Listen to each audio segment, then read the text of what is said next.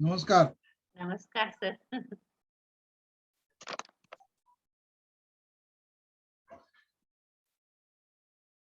आज काय 8चे 4 होणार की काय आज? काय 8चे 4 होणार काय आज? म्हणजे काय? अहो, मागच्या वेळेला 8 जण होतो आपण. अच्छा अच्छा असं म्हणताय. बापरे. असं. नमस्कार. नमस्कार नमस्कार. सर. नमस्कार. सर नमस्कार. चंदू सर नमस्कार. नमस्कार. मी एक अत्यंत नमस्कार सर. बरेच दिवसांनी. हो सर, दोन माझे मिस झालेत, पण हो, हो. काही हरकत नाही. काहीतरी कुठेतरी थोडीफार व्यस्तता असते. तुम्ही आणि युट्यूब वरती मागचे लेक्चर्स चेक केले का?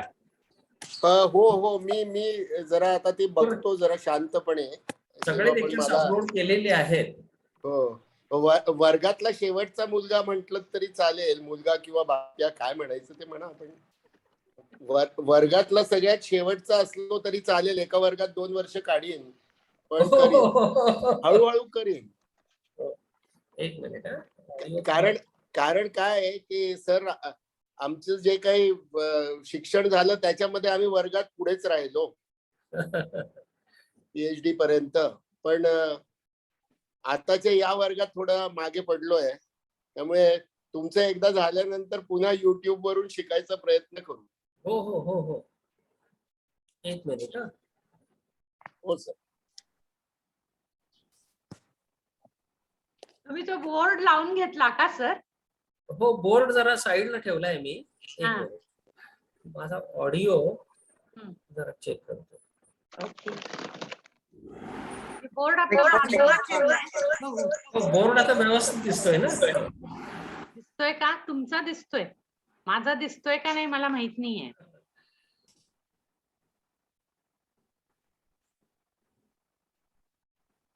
कारण माझा जेव्हा बोलेन तेव्हा दिसेल असं परवा मला सरांनी दिसतोय सांगितलं. मॅडम, दिसतोय, तुमचाही बोर्ड दिसतोय दिसतोय. हो दिसतोय.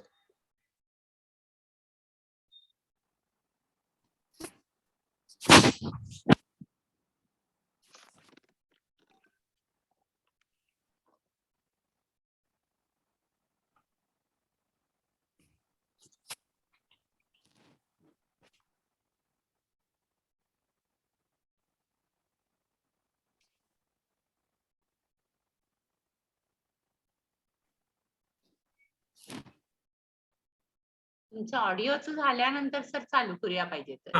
ऑडिओचं काय झालंय, कनेक्ट होत नाहीये. एक मिनिट, मी जरा हो हो. ऑडिओ आहे.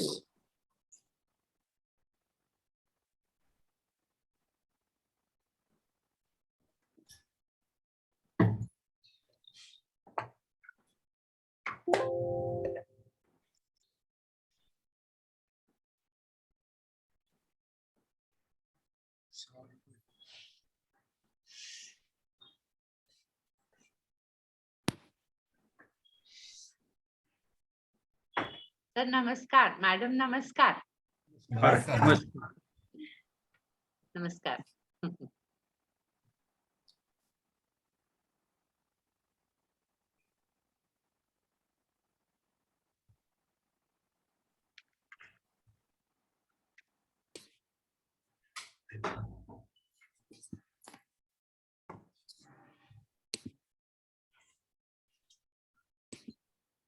तू काहीतरी लिहिलंस ना शब्द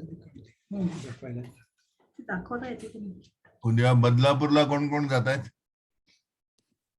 सर तुम्ही आहात का? आम्ही रुसलोय उद्या जरा एक आमचा शाळेचा कार्यक्रम आहे, तर त्याच्या साहेब आम्ही तुमच्यावर रुसलेलो आहोत.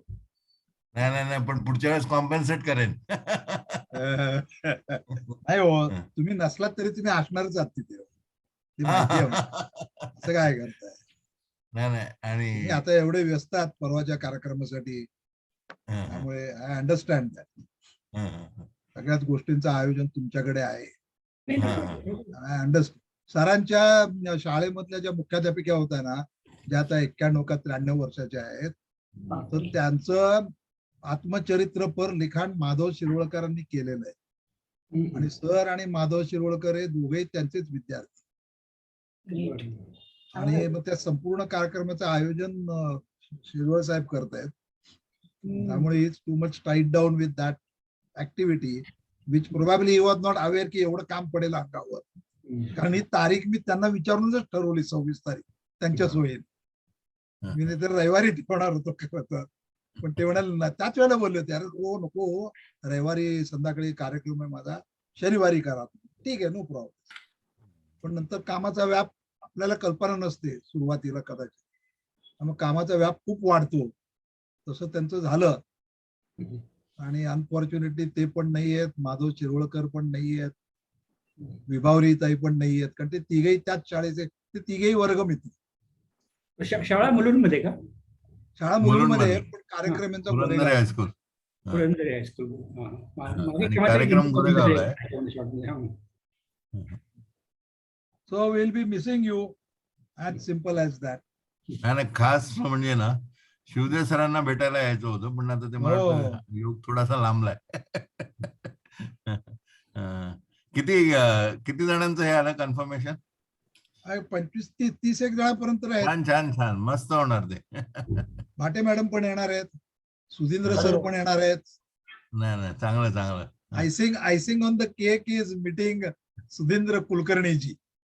अरे वा. हो, मस्त मस्त. मॅडम येत आहे ना, दोघेही येत आहे ना. So nice, so nice. He is returning just now from Delhi. ते बघायचं मला आता, उद्या काय तो सांगेल ते. मी येणार. मी नाही, अजून त्यांना घेऊन यायचंय. पाठवलं नव्हतं. त्यांना घेऊन यायचं. नंबर द्या, मी बोलतो सरांची. चालेल. नंबर द्या मला, मी बोलतो वैयक्तिक. अहो सगळेजण एवढे एक्साइटेड आहेत ना, करमरकर वगैरे पण. अरे सुधींद्र सर येणार आहेत का? म्हटलं हो. करमरकरांचं आयोजन आवडलं एकदम मस्त. एनिवे, सुरू सर करूया कुठे का गायब झाले? थोडंसं? शिवदेव सरांचं काहीतरी ते थोडस सुरू करूया का? हो, सुरू चालेल, करूया. चालेल. नाहीतर आपल्याला शिवदेव सरांच्या याच्यासाठी वेळ कमी पडेल. चालेल चालेल चालेल मॅडम, तुम्ही आहात की? चालेल चालेल. तर आपण आज शेवटचे जे हुरूफ आहेत ते शिकणार आहोत. म्हणजे आपण शिकलेले आहे आधी. तर त्याच्यामध्ये आहे वाव, म्हणजे वाव, हो, शिकलो मग. हमजा, छोटी ए, बडी. मॅडम तुमचा बोर्ड थोडा इकडे सरकवा.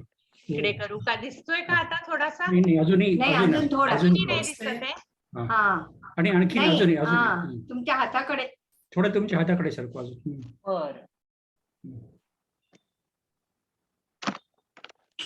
नाही मग, नाही तर तुम्ही कॅमेराच वळवा, नाही तर. ओके. तर आता हा वाव जो आहे तो कसा दिसतो माहितीये का? नाही आपण मॅडम, बोर्ड अजिबातच दिसत नाही आता. नाही दिसत आहे का? हा, अगदी एक कोपरा दिसतो फक्त. हा, बरं बरं बरं बरं.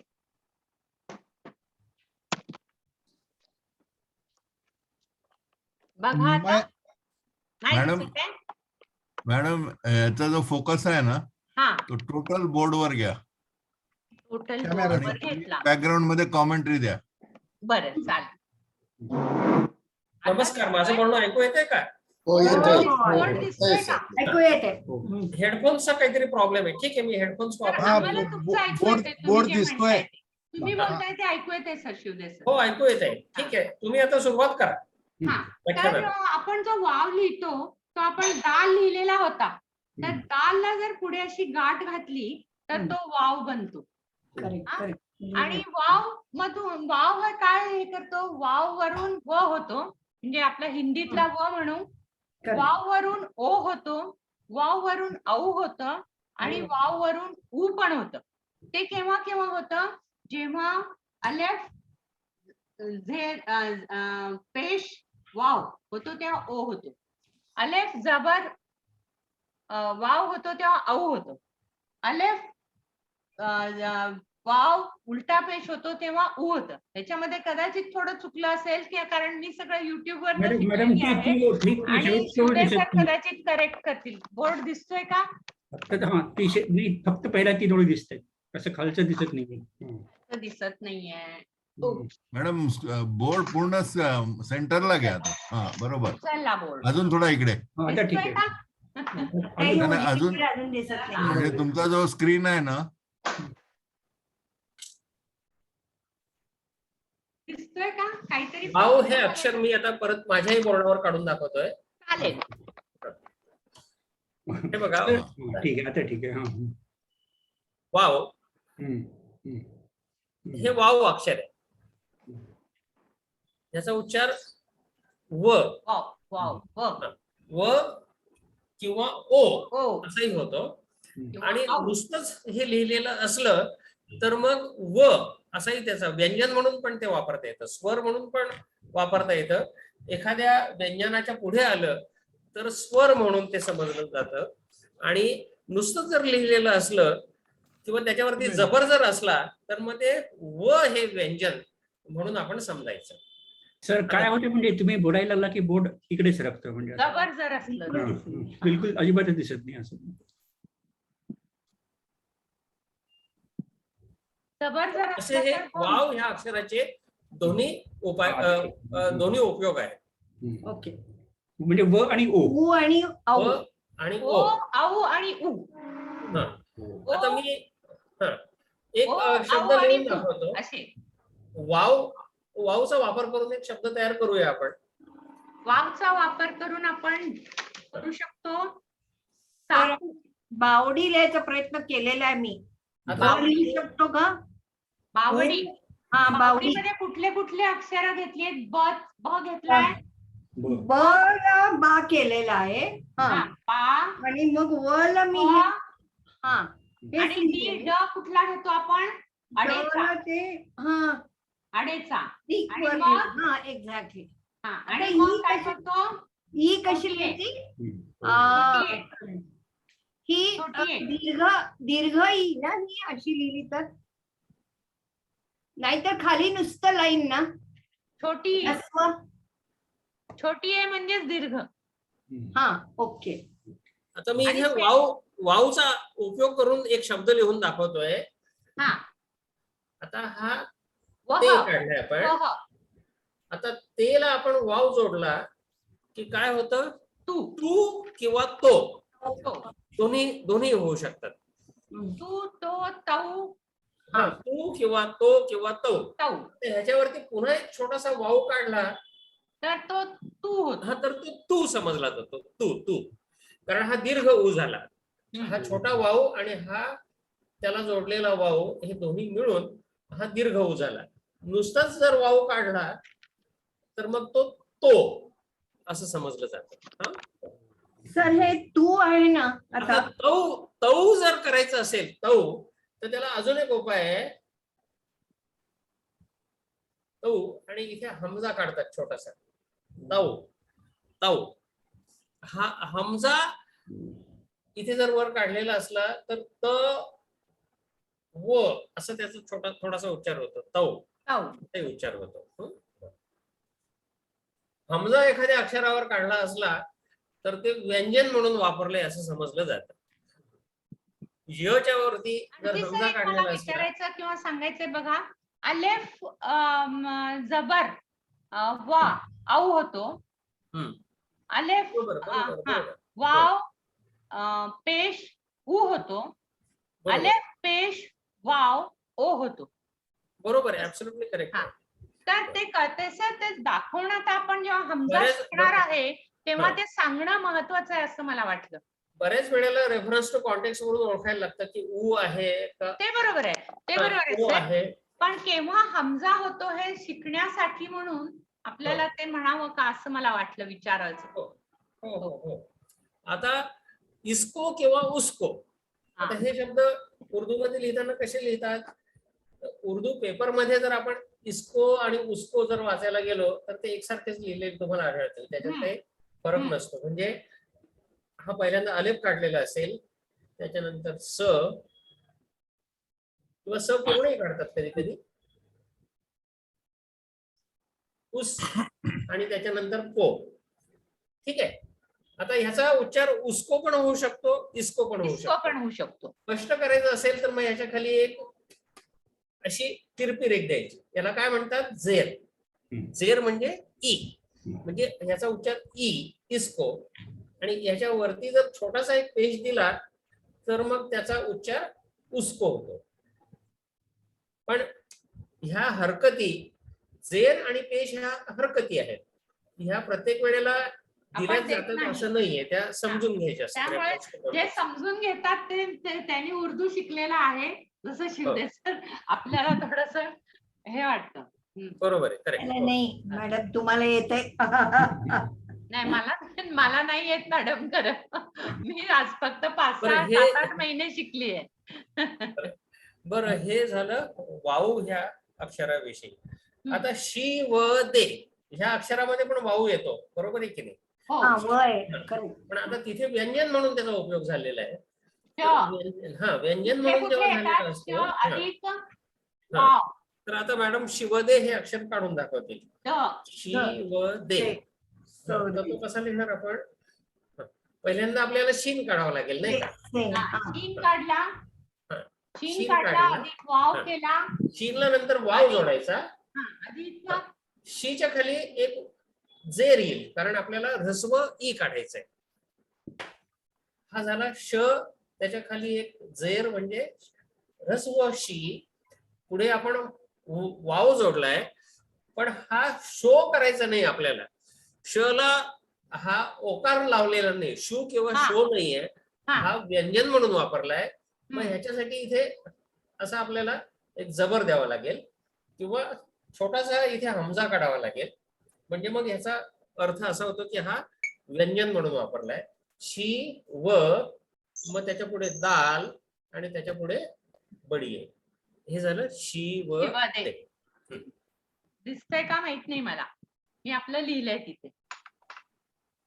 दिसलं. तर अशा प्रकारे वाऊचे 2 उपयोग आपण आता शिकलो, की व्यंजन म्हणूनही तो वापरता येतो आणि स्वर म्हणून उ, ओ किंवा औ ह्या तिन्ही स्वरांसाठी ओ, आपण तो औ, वापरतो. ठीक आहे. तर चाकू कसं लिहू शकतो तुम्ही लिहून दाखवाल का? चाकू, चाकू मध्ये कुठले कुठले शब्द येतील, कुठले कुठले हे येतील अक्षर? च. च आणि हा. चा करायचं चा. चा. हा. हा. आता हो. चाकू. हा, राजू करमरकर जॉईन झालेत. नमस्कार. हो नमस्कार. नमस्कार नमस्कार सर. नमस्कार. सॉरी, चार नमस्कार. लेक्चरला नव्हतो त्यामुळे मला फार गिल्टी वाटतंय, पण आज काहीच मुद्दाम अडचण जॉईन नाहीये. हा. तुम्ही लेक्चर अटेंड करत राहा, उजळणी आपोआप होत राहील. हो हो हो. नाही नाही ऐकणार. चाकू लिहिलंय ना? हा. चाकू. आता चाकू आपण फळ्यावर लिहिलेलं वाचतोय. मॅडमनी चिम काढलाय, चिमला हा. अलेफ जोडलाय हा. आणि त्याच्यानंतर काफ काढलाय. साधा काफ आहे, हलक मधून नाहीये. आपला मराठीतला क जसा असतो तसा त्याचा उच्चार आहे आणि हा. त्याला पुढे वाव जोडलेला आहे. चाकू, बरोबर आहे. आणि अजून मजदूर, तुम्हाला जर मजदूर स्पष्ट कसं करायचं लिहू असेल तर कापच्या वरती एक छोटासा पेश काढला तर हा. तो दीर्घ ऊ आहे असं अजून सिद्ध होईल. ओके. म्हणजे अजून तुम्हाला स्पष्ट करायचं असेल तर चाकू हा हा. दीर्घ ऊ आहे. चाकू. तर हे झालं वाव ह्या अक्षराविषयी. आता मला वाटतं पुढच्या अक्षराकडे वळायला काही हरकत वळायला नाही. हरकत नाही. तर हमजा सर नंतर घेणार आहेत, तर त्याच्या पुढचं अक्षर आपलं आहे छोटी ए. छोटी एचं काम काय माहितीये का? त्याला इकार देतं. इकार, मोठा इकार म्हणजे मोठी ई, मोठी ई करतं. तर हे असं दिसतं, असं म्हणजे एस सारखं नाही लिहायचंय, किंचित त्याला असा द्यायचा, अगदी किंचित. तर कधी कधी असं सांगितलं जातं की तुम्ही सरळ रेख काढून असं करा आणि मग त्याला किंचित असं करा, तरच ते तसं होईल. तर याला म्हणतात छोटी ए. छोटी ए हे इकाराचं काम करतं. तर कशामध्ये आता गाडी लिहूया का? गाडी. गाडीमध्ये आपल्याला गाफ वापरायचा आहे. गाफ वापरायचा आहे. साधा ग, साधा मराठीतला ग. गाफ. साधा मराठीतला कारण ग. हिंदीला जे नाव, हिंदी प्रकारे जे असतं ते कदाचित आपल्याला हे साधे वापरायचे असतात, हलक मधून येणारे वापरायचे नसतात. तर हे गाफ, गाफ बरोबर काय आहे? अलेफ. अलेफ नंतर ड कसा आहे? अडे वापरा मॅडम. गाडी. नाही गा, हो ना. हे गा झाला. बर. डी आता आणि मग हा- आहे छोटी ए. ये. आता मॅडमने इथे नुकतेवाला ड वापरलाय हे तुमच्या लक्षात आलं असेल, कारण हा अड अड अड अड अडे आपण अडे, तो शिकलोय ना, अडे. लढाई, हा लढका, ड ड ड असं अडा. अडे अडे तसंच अडे ज्याला गाडी. म्हणतो. तर अडे नुकतेवाला हा पेक्षा तोयवाला वापरलाय, तोयवाला. हा सॉफ्ट ड ज्याला आपण म्हणतो, हा. तोवाला ड तो वा- अडे तो हा. वापरलाय आणि त्याच्या पुढे ये. तर ते कसं जोडायचं गा, म्हणजे आपला गाफ आहे आणि मग तो अलेफ त्याचा- जोडलाय त्याला आता. हा त्याचा असा होतो गा. आता अलेफ तिथं आला, कारण गाफ अलेफ झाला तर अलेफ नंतर कुठलंही अक्षर जोडलं जात नाही. तसं बरोबर. वाव नंतरही कुठलंही अक्षर जोडलं जात नाही, कारण ते नॉन कनेक्टर आहे. म्हणजे बरोबर. अलेफ, हो. डेचा खानदान, रेचा खानदान आणि वाव हे नॉन हो. कनेक्टर आहे. तर ते एक दुसऱ्या नेक्स्ट ह्याला जोडून घेत नाहीत. तर गाडी ड मधला आपला हा अरे अडे अडे आणि आणि मग आहे आपलं अडेच्या हे पुढे? छोटी ये. छोटी ये पण आपण याला जोडली नाहीये, कारण ते पण नॉन कनेक्टर आहे बरोबर आणि आहे. ते रेच्या खानदान मधलं आहे. तर आता हे झालं गाडी. हम्म.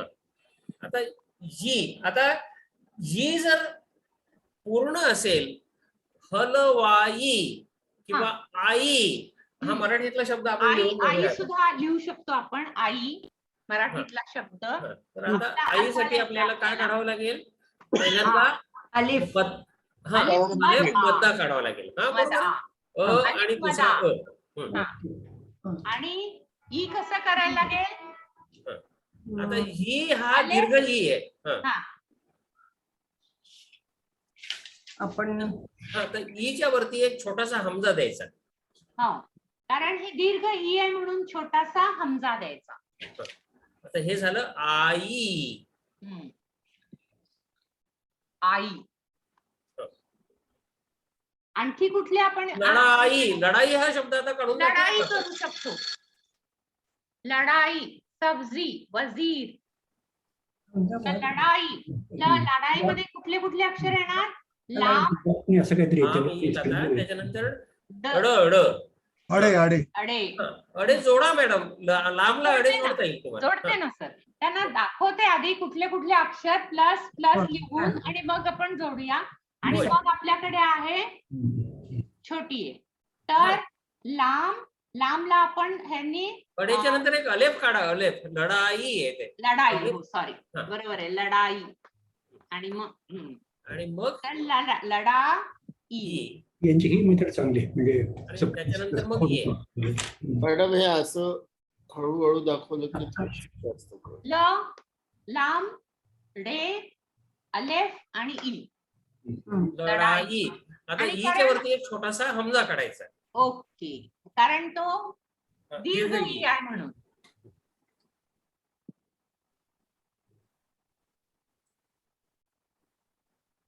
सब्जी लिहूया का? सब्जी. आता पढाई. पढाई हा शब्द पढाई सोपा आहे. पढाई मध्ये कुठले कुठले अक्षर येणार आहे?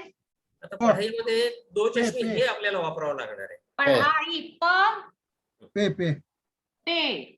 पे आठवतोय? ढ. ढ कशाचा होतो? ड वाला ड आणि हे दो चष्मी. दो चष्मी हे. हा, तर तो कसा येणार? आधी काय?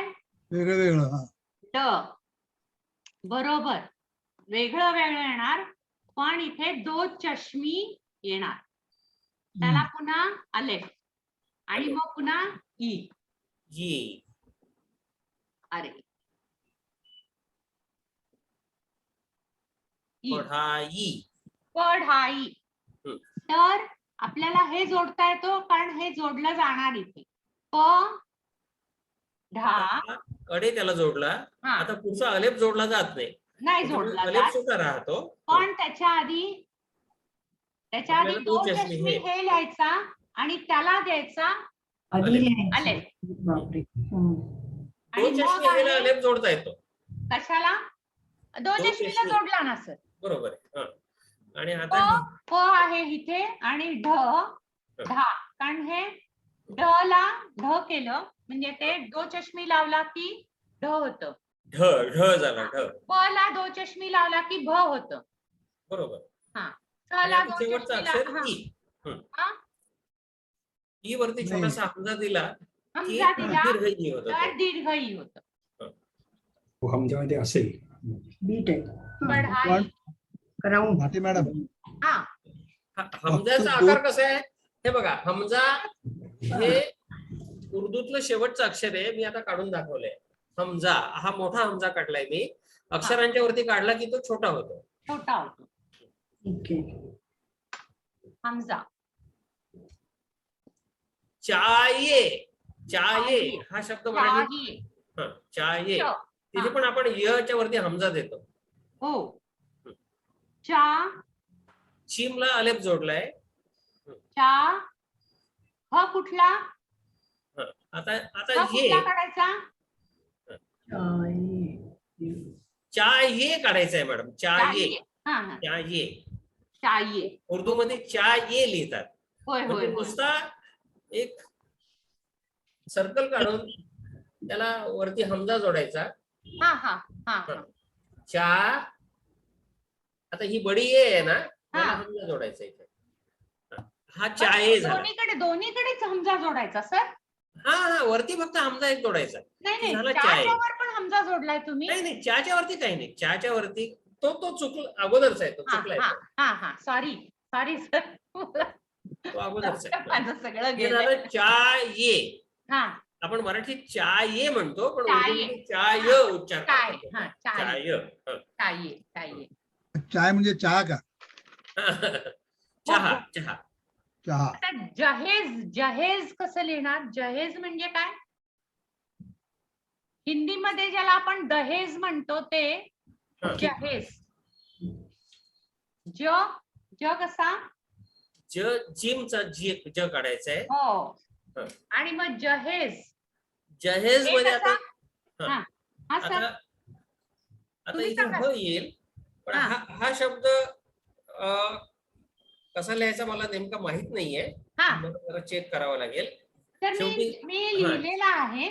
जहेज तुम्ही बघा हा. आणि मग आता तुम्ही तो सांगा. आता जे कुठला वापरलाय ते नक्की जे- माहिती नाहीये. हा जहेज हाच जे जहेज आहे मध्ये सर वापरायचा. हाच जे वापरायचा आहे. मॅडम दोन्ही वेगळे आहेत. खानदानमधला जे वापरायचा आहे सर नक्की मला माहित आहे. मॅडम हा. हे ज प्रोनाउन्सिएशन काय आहे? पहिलं आणि शेवटचं एकच आहे का? ज हे ज ज हा पहिला हा वेगळा ज आहे. तो कुठला आहे? हे बरोबरला आपला जो जिम ज्याला म्हणतो आपण ते. अच्छा ओके हा. ज हे आपण वेगळ्या हा जो गोल ह असतो त्याला आपण वेगवेगळ्या वेळेला वेगवेगळा ऍड काढतो. करतो आपण ते. हा. हा. तर हे ज हे करायला आपल्याला हे छोटे दोन टिंब आणि ज हा जहेज. त्या खानदानमधला जे काढायचा आहे सर. आता जे काढलाय मॅडमने जे जे पण अजीज. बोलताना इट लुक्स लाईक सेम ज आणि शेवटचं ज. पहिला ज जो आहे तो सॉफ्ट ज आहे. त्याला हा आपण तालव्य ज म्हणतो. मराठीतला जीवन जल जग या शब्दांमधला ज आहे. आणि शेवटचा ज जो आहे तो कंठ हो. तो दंत तालव्य ज आहे. म्हणजे जोर जबडा जमीन या शब्दामध्ये जो ज येतो तो शेवटी ज काढलेला आहे. आणि ह आपण पाहिला छोटी हे वापरून मॅडमने ह हा शब्दांच्या मध्ये आलेला आहे. त्याच्यामुळे त्याचं स्वरूप बदललेलं आहे. ज हे ज. तर तो ह जो आहे हा साला तो खाली एक हुक काढून त्याला मग खाली एक छोटासा हुक काढला, कॉमा छोटा. दिलेला हा आहे. आणि उलटा कॉमा त्याच्या खाली काढलाय. हा आणि मग त्याला मज हे दाखवण्यासाठी आणि खाली इथे दोन दोन टिंब आहेत. हा, जी ये जी ये हा येची आहे. हे ज.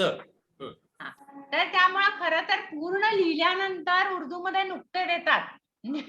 त्यामुळे वाचणाऱ्यांची फार फजिती होऊ शकते. नुकते हे संपूर्ण आकृती काढून झाल्यानंतर लपेटी पूर्ण द्यायचे. झाल्यानंतर मग जिथे जिथे नुकते द्यायचे असतील तिथे ते नुकते दिले जातात. बरोबर. मेज, मेज कसं लिहिणार? मेज म आपल्याला माहिती आहे कसं आहे मग, असं माहिती आहे. हा झाला मीम. मीम नावाचं अक्षर आहे. हा? आपण शिकलो मागच्या तर व्याख्यानामध्ये. आपल्याला हा मीम लिहायचं. मीम नंतर त्याच्यावर हा बडी आहे आणि ज मेज. हा, मेज म्हणजे टेबल. टेबल. टेबल. तर त्याच्यामध्ये आपण असं करणार. आता हे मीचं वळण बदललं. तो क्लॉकवाईज बदललं. होता, हा अँटी क्लॉकवाईज मीम काढला आपण. हा. आणि आता त्याला मेज. जे जोडला आणि पुढे जे जोडला. आणखीन एकदा मेज. दाखवा मॅडम. हो हो. हे आपल्याला अगोदर कसं आहे, आपण वरून असा केलेला आहे, पण जेव्हा आपण तो शब्दात घेतो तेव्हा असा होतो आणि मग असा आणि मग असा. तर हे मेज. मेज.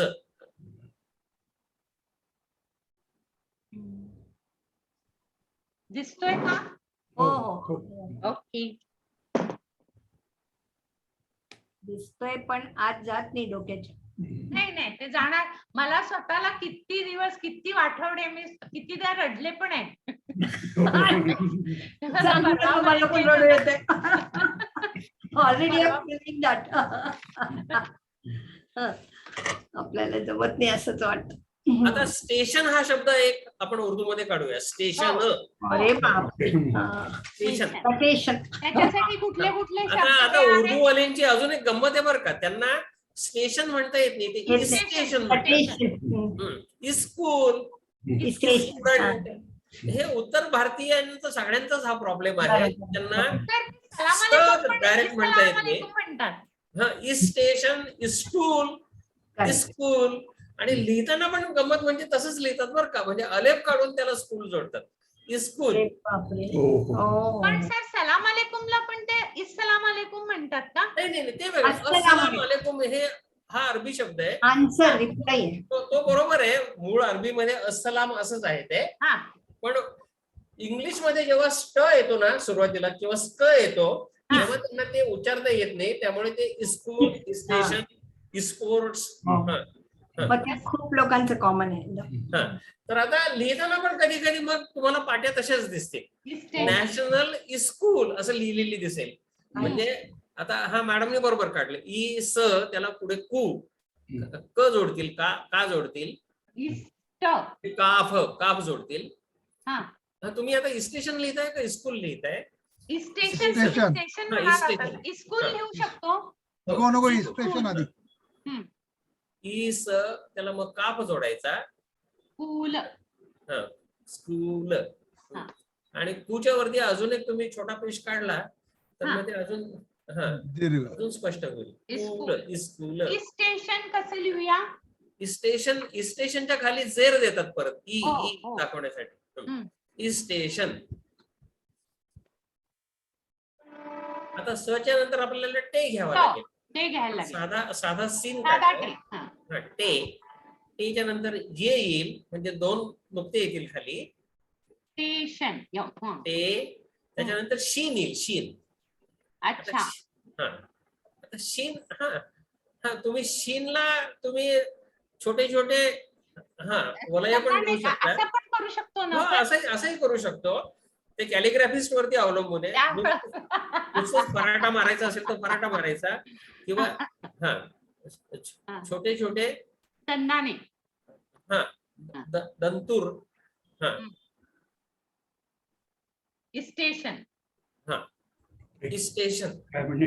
आता इंग्लिश मध्ये जर याचा उच्चार आपल्याला मराठी माणसाला चांगला उच्चार करायचा असेल तर तो ई काढून टाकायचा. स्टेशन. मराठी माणसाला येतो स्टेशन म्हणता येतं. मग तो कसं लिहिल मी आता इथे लिहून दाखवतो. हा झाला स. सीन झाला. मग आपण ट काढला. ट. त्याच्यानंतर ये लावला त्याला. इस्टे. त्याच्यानंतर शीन. शीनच्या साठी आपण 3 नुकते काढले आणि शेवटी नून काढला. स्टेशन. स्टेशन नाही, हा स्टेशन झालं मराठीतलं आपलं. स्टेशन.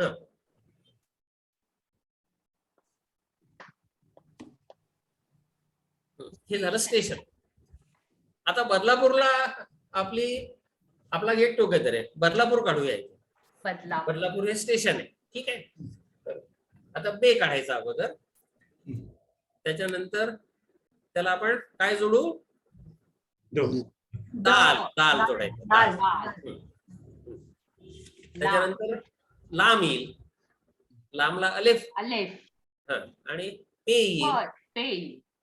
आता इथे पू दीर्घ आहे ना, त्याच्यामुळे आपण तो वाव जोडणार आहे त्याला, वाव. आणि शेवटी रे. चल आता ही अक्षर एकमेकाला जोडून ब ला द जोडता येतो, पुढचं अक्षर जोडता येतं, त्यामुळे दाल जोडता येईल तिथे. दालला पुढचं अक्षर कनेक्ट होत नाही, त्यामुळे लांब सेपरेट येईल. पण लांबला अलेफ जोडता येतो आणि जोडता येतो, पेश करता येतो, आणि पेशला पण पुढचं वाव आता जोडता वावला येतो जोडता येत नाही म्हणून आणि वावला पुढचं अक्षर जोडता येत नाही, त्यामुळे न सुटा येईल. बदलापूर स्टेशन. आपण लिहू शकतो आपण बदलापूर. जोडून लिहिणं कठीण आहे. दिसतंय का? दिसतंय. बदलापूर पहिल्यांदा जे लिहिलं तसलं आम्हाला कदाचित थोडं जमेल. नाही ते कशाला लिहिलं माहितीये का मॅडम? आपल्याला कळाल की कुठलं आपल्याला हे घ्यायचे अक्षर, तर मग ते पुढे आपल्याला कुठले कसे जोडायचे ते आपण हळूहळू जोडू शकतो. मी स्वतः असं शिकले की मला अक्षर कुठली वापरायची ती वापरून लिहून घेतली. बदलापूर स्टेशन. स्टेशन. आता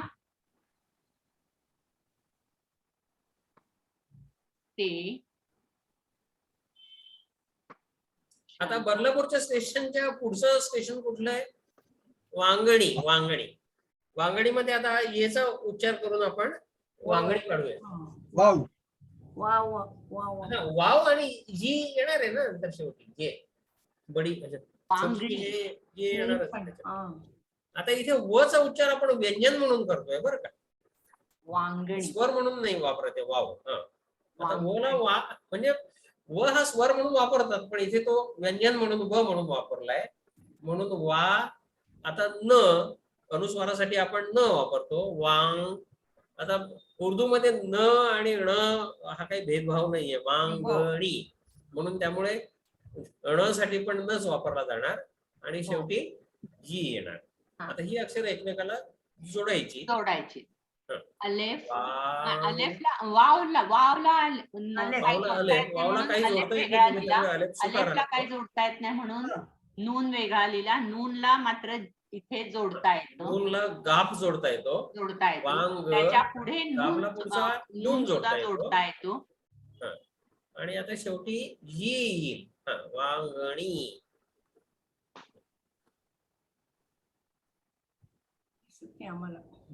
आणि बऱ्याच ठिकाणी उर्दू मध्ये स्टेशनचं नाव लिहिलेलं असतं. आपल्याकडे महाराष्ट्रात फारसं नाहीये, पण उत्तर प्रदेशमध्ये, दिल्ली साईडला, पंजाबमध्ये तुम्ही गेला, बिहारमध्ये, तर स्टेशनचं नाव उर्दू मध्ये पण स्टेशनचं नाव लिहिलेलं असतं.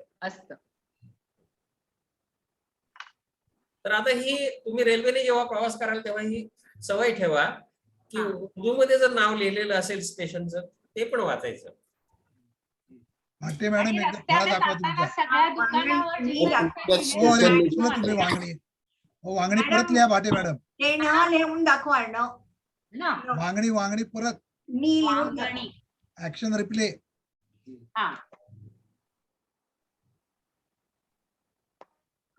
ते शांती हे वेगळे म्हणून कळते. आता एकत्र वांग,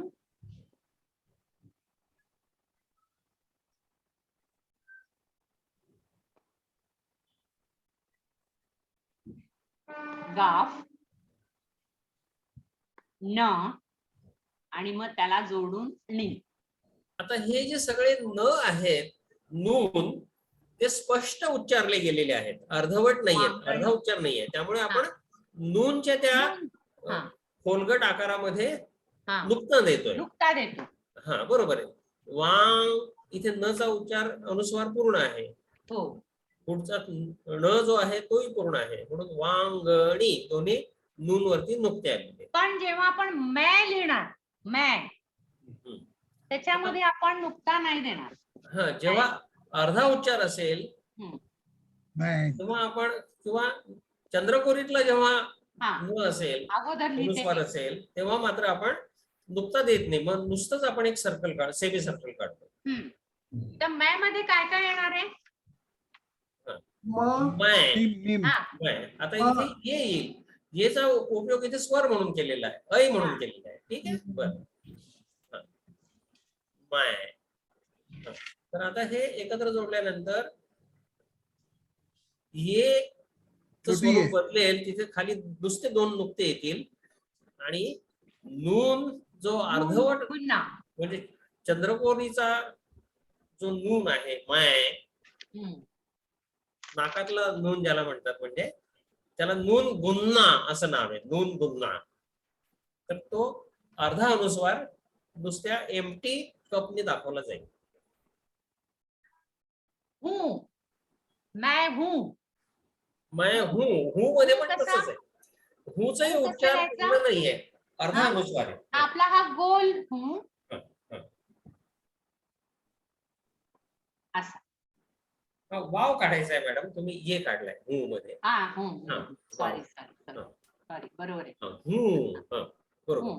आता हूचं स्वरूप बदलेल, कारण तो शब्दाच्या सुरुवातीला आलेला आहे, हा त्यामुळे त्याचं स्वरूप चेंज झालं आणि शेवटी नून गुन्हा आला. हूं.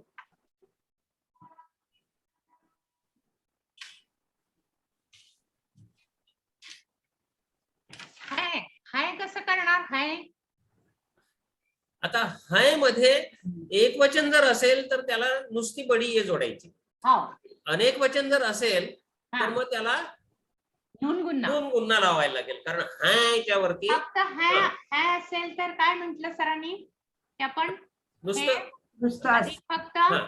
बडी हे एवढंच करायचं, म्हणजे लडका है, लड़के हैं, हाय. हाँ, लड़की है, लड़कियां हैं. आता नहीं, नहीं हा शब्द हिंदीमध्ये नेहमी अनुस्वारासकट लिहिला जातो, आहे. बरोबर आहे ते? हा, हा. नहीं, आणि नाही हाय मध्ये कसं लिहिणार? नाही मध्ये नेहमी अनुस्वार येतो, तर म्हणून नाही च्या शेवटी सुद्धा हा नून गुन्हा येईल. नाही तर आता हाय नाही हाय लिहू, हा, नाही आपण लिहूया. नाही लिहूया बरं चालेल. नाही. आता मराठीमध्ये आपण लिहिताना न देवनागरीमध्ये ही ही. हिंदीमध्ये लिहिताना ही. हा, आणि हिच्या वरती अनुस्वार यायला हवा. हो नाही. तर हा न चा न पूर्ण लिहिला, मग कुठला ह आला हो, आणि पूर्ण काय आला? ये आला, छोटी हे ये आला, ई आला आणि मग काय आला? नून गुन्हा. नून गुन्हा, बरोबर. आता ही अक्षरं सगळीच एकमेकाला जोडली जाते. सगळी एकमेकाला जोडली जाणार. अरे बापरे बापरे बापरे. न ही काही नाही खरं म्हणजे बापरे मॅडम. हा मला पण असं पूर्वी वाटायचं किती नुकतं ते काय करायला लागणार आहे, काय न चा नुकता एकच द्यायचा, ह चा एक आकडा काढायचा, ये चा 2 टिंब द्यायची आणि नून गुन्हा मध्ये काय नाही द्यायचं. न हे त्याच्यानंतर इथे एक 2 लेटर्स आहे हिंदीत आणि इथे आता आपल्याला हे झालं नाही. हम्म.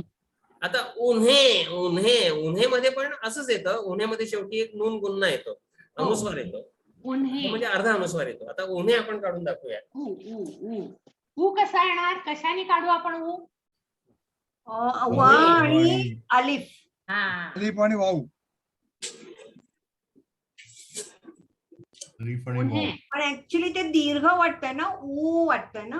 नाही, अलेपच्या वरती एक छोटासा पेज द्यायचा आहे आपल्याला. ओके. हा, हा, अलेप काढा मॅडम अगोदर, अलेप काढा. हा, आणि मग पुढे प्लस काढा. हा, अलेप. हा, नाही, हा वाव खोडूनच टाका. हा, वाव खोडूनच टाका. उन्हे उन्हे उन्हे. हा सॉरी सर. उन्हे. आता ह. हा, हे. मग त्याच्यानंतर ये. हा आणि ये नून गुन्हा. आणि नून गुन्हा, बरोबर आहे, ऍब्सोल्युटली करेक्ट. आता हे अलेप फक्त सुटा राहील, बाकी एकमेकाला दुसरे जोडले सगळे जोडले जातील.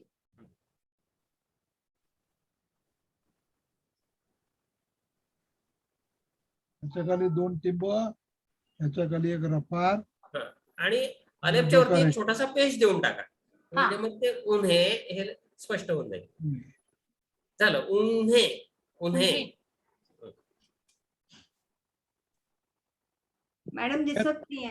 नाही दिसत आहे, तुम्ही बोलला तर दिसत. बोलल्यावरच दिसणार आहे. हा तुम्ही बोलला तर करेक्ट. हा छोटा, हा अलिफ एवढं लांबच लिहायचं असतंय का? नाही नाही एवढं लांब नाही, एवढं लांब नाही, दाखवण्यासाठी छोटा फक्त लिहितो केलं की बरं. स्पेस का दिला की हे जोडलेलं नाहीये. बरं. एवढं लांब लिहायची काही गरज नाहीये, हा. इथे सुद्धा लिहू शकतो ओके ओके असं. ओके. त्या चंद्रकोरीच्या खाली 2 टिंब आली म्हणजे ती ये झाली. हा, ती कुठली पण ये असेल, ती हा, छोटी कुठलीही ये असेल. असेल किंवा बडी ये असेल. हा, चंद्रकोरीच्या तर ते खाली दोन्ही 2 टिंब, सारख्या दिसतात. हो. चंद्रकोरीच्या खाली 2 टिंब आली म्हणजे ही किंवा ए ही किंवा ये हा स्वर झाला. आहे हे समजून घ्यायचं. बरोबर. किंवा चंद्रकोरी नुसतं खाली- य नाही, नुसतं य नावाचं व्यंजन पण असू शकतं. हो हा. हो ठीक आहे ना. आता पण ती कयामत, हा कयामत 2 से टिंब कयामत. आली की त्या कयामत. 3 पैकी एक आहे काय. आता कयामत हा शब्द मी तुम्हाला लिहूनच दाखवतो. हा, हो कयामत. या आता इथे हलकवाला क वापरायचा आहे आपल्याला, हलकवाला. क हा, कयामत. काफ, कयामत. हा, हा. आता येईल. आता इथे व्यंजन म्हणून याचा उपयोग करतोय आपण. या या हा, मत. आता मी येईल शेवटी हम्म. आणि ते येईल कयामत. आता इथे आपण यचा उपयोग व्यंजन म्हणून केलेला आहे, म्हणून तिथे खाली 2 नुकते आलेत, पण ते ई किंवा ए नसून य म्हणून वापरलेले कयामत. आणि ते आपल्याला समजणे सोपं आहे, कारण त्याला पुढे आपण आलेप जोडलेला आहे ना. आलेप स्वराला तर जोडला आलेप त्यामुळे- जोडला जात नाही, हा. बरोबर आहे की नाही. त्याच्यामुळे ते व्यंजनच असणार. आणि कधी कधी आपल्याला वाचताना थोडी गडबड अशी होते की हा अलेफ आहे का लाम आहे, असं जेव्हा दोन्हीकडे ते हा. जोडलं जात असतं पुढं तेव्हा बघायचं. लांबला पुढचं अक्षर जोडलेलं असतं जोडलं जातं, आणि बरोबर आहे. अलेफला जोडलेलं नसतं. मस्त. जरी उभी दांडी दोघांना कॉमन असली हा, तरी अलेफ पुढच्या अक्षराला कधीच जोडला जातो. जोडलेलं नसतं. हा, लांब जर असेल तर मग तो पुढच्या अक्षराला जोडला जातो. मला एक डाऊट आहे. विचारा. वेगळाच आहे. खयाल, खयाल हा पण शब्द आपण लिहूया. खयाल. इथे आपल्याला हलक से थे वापरायचा आहे. लक्ष आहे. हलक से थे कुठला? म्हणजे कला ह चष्मी जोडायचं लावायची. नाही. हा, खयाल. कयाल. आता पुन्हा इथे कयामतचाच य, त्याला अलेप जोडला. आणि आता लांब बघा कसा सेपरेट दिसतो इथे. लांब हा आला की नाही सेपरेट. इथे नाही दिसत आहे. दंडी कॉमन आहे, पण पुढे मग लांब कंटिन्यू झाला तो. खयाल. भाटे मॅडम बोला तुम्ही, म्हणजे तुम्ही स्क्रीनवर हा, या. खयाल. म्हटलं. खयाल. हा आता दिसलं. चालेल. मॅडम तुम्ही मगाशी काय म्हणालात, तुमचा एक डाऊट काय आहे? हो मी 1-2 शब्द लिहिले हा. और जस्ट एग्जाम्पल बरसात तसबीर. हा. तर तसबीर मध्ये ते बी कसं लिहायचं कळलं नाही मला. बे बे तसबीर. नाही ब लिहिले त्याला इकार कसा करायचा, इकार हा आपल्याला केव्हा खाली- की छोटी- खाली द्यायचं का साईडला द्यायचं. ओ अच्छा ते वापरायचं. हा वापरायचा. ओके.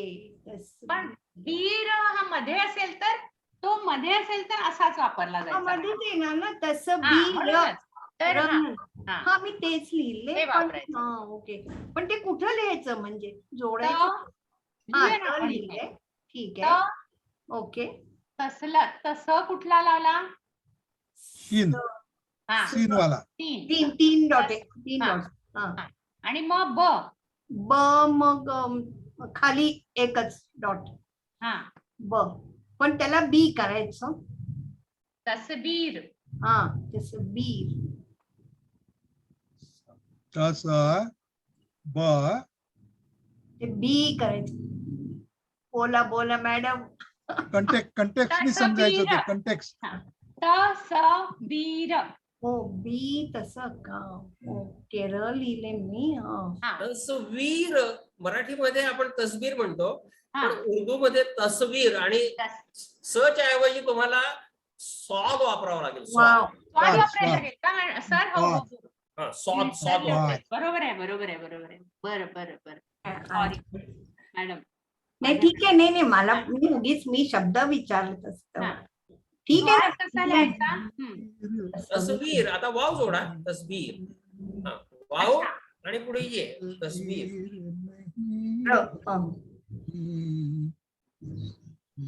अच्छा. वीर. वीर असं लिहायचं. हा. माय गॉड. त्याच्यात वाव कुठं सेपरेटली कुठं दाखवता का तुम्ही? हे वाव इथे हा तो म्हणून. जोडला नाहीये कशाला पण. ओके. नॉन कनेक्टर आहे. आता इथे आपण सीनच्या ऐवजी स्वाद जोडलेला आहे. स्वाद बरोबर आहे की जोडलेला. नाही? मराठीमध्ये तस्वीरचा स हा आणि सलीमचा स याच्यात फरक काहीच नाही. Correct. म्हणजे सारखेच उच्चारतो. तर म्हणून हे स्पेलिंग आता लक्षात कसं ठेवायचं? आता इथे हा. सीन आहे की स्वाद आहे, तर ते हा. बोलतानाच आपण स्व स्व स्व म्हणजे जिभेचा मागचा भाग हो. मागच्या दातांना मोलर्सना वरच्या मोलर्सना लागला पाहिजे. स्व स्व त्याचा आपण उच्चार करतानाच तो बरोबर केला की स्पेलिंगही बरोबर लिहिलं जातं. ओके. तुमचं तस्वीर म्हणायला लागला तर तुमच्या हातून सीन लिहिला जाईल. करेक्ट तस्वीर म्हणून लिहिलं, उच्चार केला तर तुमच्या लक्षात राहील की हा तस्वीर असं लिहायचंय ते. म्हणून मग स्वाद तिथे बरोबर काढला जाईल आणि मग ते स्पेलिंग चुकणार नाही. ओके. म्हणून मी अक्षर शिकवताना त्यांच्या उच्चारावरती इतकं कॉन्सन्ट्रेट केलं. त्याचं तेच कारण आहे की उच्चार जर बरोबर असला तर स्पेलिंग पण बरोबर येतं. ओके. तस्वीर. अर्थात हे एवढं बारकाईने उर्दू भाषिक सुद्धा त्याचा उच्चार करत नाही, पण आपण शिकत असल्यामुळे स्पेलिंग बरोबर येण्यासाठी काही वर्ष तरी आपण हे उच्चार प्रकर्षाने बरोबर केले पाहिजे. आता हिसाब लिहायचं असेल तर ही हिसाब हिसाब पण तसा स्वाद येतो. ना आणि ब इझी आहे. आता ह हिसाब. आता पहिली गोष्ट म्हणजे ह इथे बडी हे हैदर हा. किंवा हैदर. हासिल सेपरेट. याच्यामधला बडी काढायचं. Okay okay same. हिसाब. पण ते तुमचं शेप वेगळा होतं नंतर. हिसाब.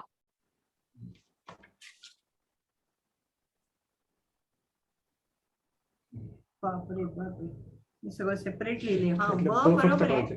हा च कंटिन्यू केली त्यांनी. हिसाब. मॅडम हे शब्द एक एक करून काढा ना. काढते ना सर. ही तो हा हिसाब. हो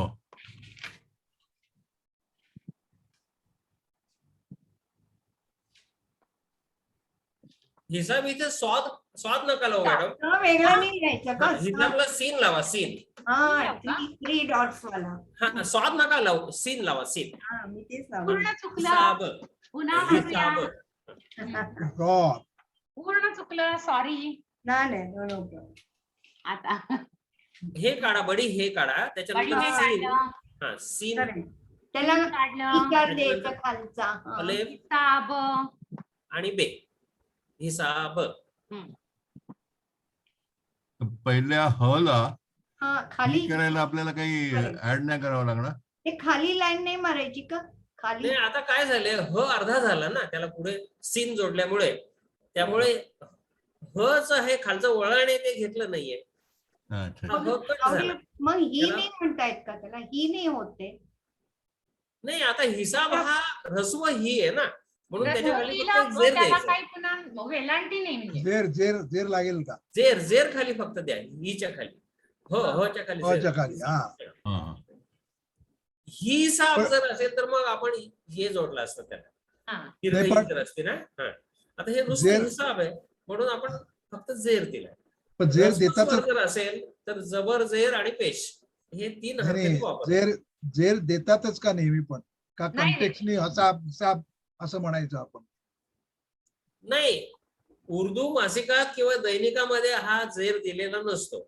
Exactly. रेफरन्स टू तेच कॉन्टेक्सने ते ओळखून घेतलं reference to की इथे context झेर ने आहे. ओळखायचं. ते आता तुम्ही जेव्हा उर्दूचं वाचन वाढवाल, हा हिसाब किताब करना है हो.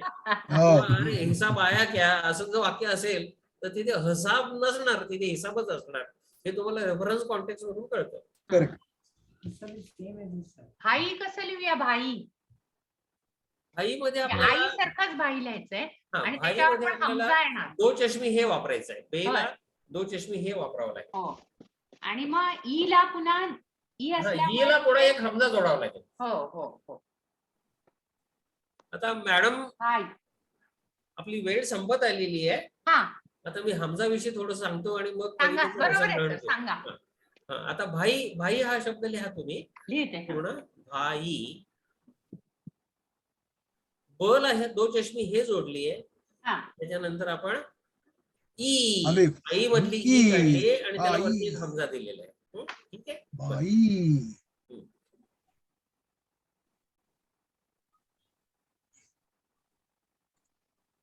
आता आज आपण वाव, छोटी ए, बडी ए आणि हे आणि दो चष्मी हे ही सगळी अक्षरं शिकलो. आता उजळणी आपली पूर्ण झालेली आहे. हम्म. उजळणी आपली एक पूर्ण झाली आहे तरी आपल्या उजळण्या होतच राहणार आहेत अनेक वेळा. हो म्हणजे उर्दू आपलं पक्क होईपर्यंत आपण होईपर्यंत. अनेक वेळा उजळण्या करणार आहोत. हम्म. पण त्या उजळण्या अशा सलग स्वरूपाच्या नसतील. आपण शब्द जसे लिहू, आपला शब्दसंग्रह जसा वाढेल तसा आपोआप त्या उजळण्या होत राहतील. ते काही सांगून उजळण्या करण्याची काही गरज नाहीये. तर आता आपण इथपर्यंत आलो आहोत की आपल्याला छोटे छोटे शब्द तयार करता यायला लागले, छोटी छोटी वाक्य तयार करता यायला लागली आहेत. आता फक्त ह्याच्या पुढे सरावाचा भाग आहे. फक्त आपला उर्दू शब्दसंग्रह वाढवणं आणि तो भराभर वाचण्याचं स्किल डेव्हलप करणं हे सरावाने येणार आहे. आणि तो सराव काही दिवस नाही, महिने नाही, अनेक वर्ष चालू राहणार आहे.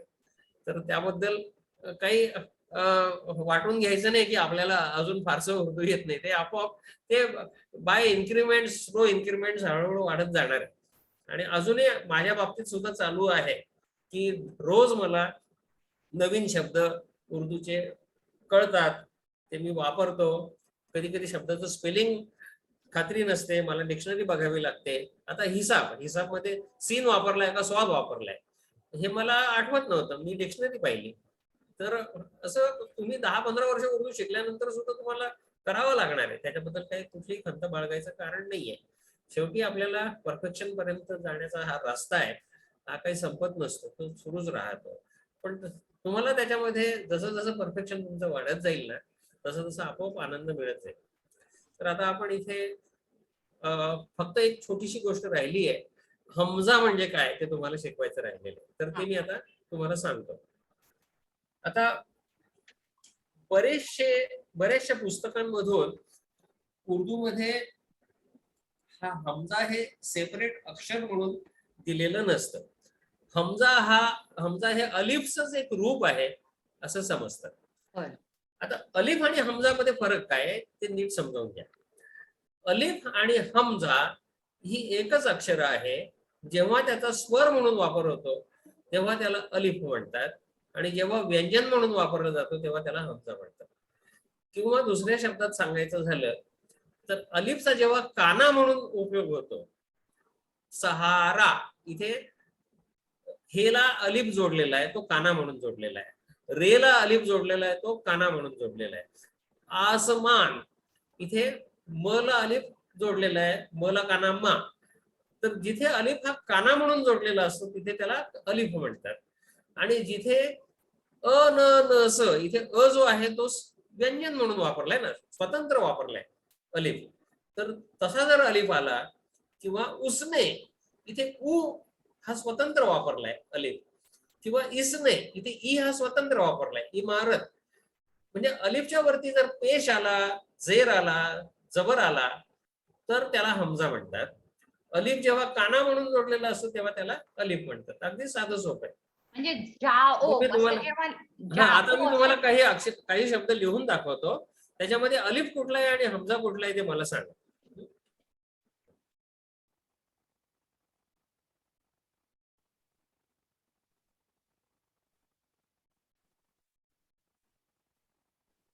नाही दिसत आहे.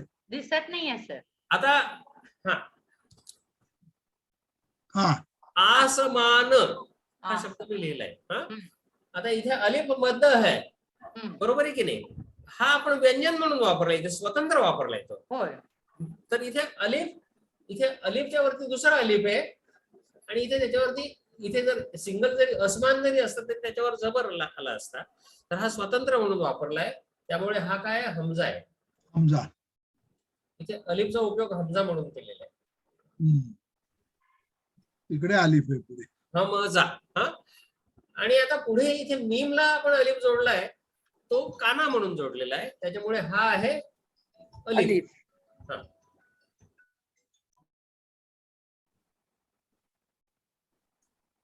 आता आणखी एक शब्द लिहून दाखवतो मी. तर मला एक क्वेरी आहे इथे.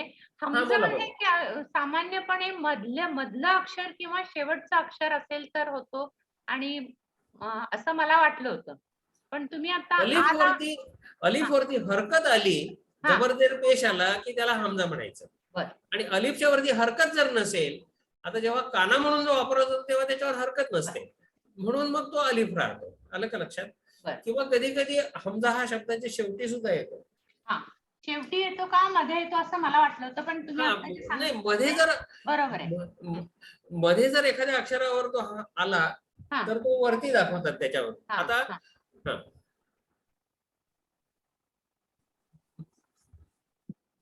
आता इथे आपण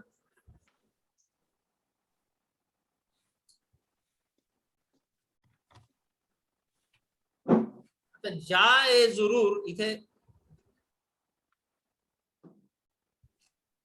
जाय.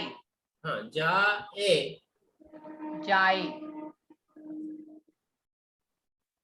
आता इथे हा जरूर, जा ए जरूर हा तुम्हाला अरेबिक कंट्रीमध्ये किंवा इराणमध्ये वगैरे जर तुम्ही गेला तर तिथे तुम्हाला टॉयलेटच्या वरती लिहिलेलं दिसेल, जा ए जरूर. किंवा हा, तर इथे ज्याच्या वरती परत ए लावलेला, इजाफत लावलेली आहे, तर ती इजाफत हमजाने दाखवतात, जा ए जरूर कधी कधी.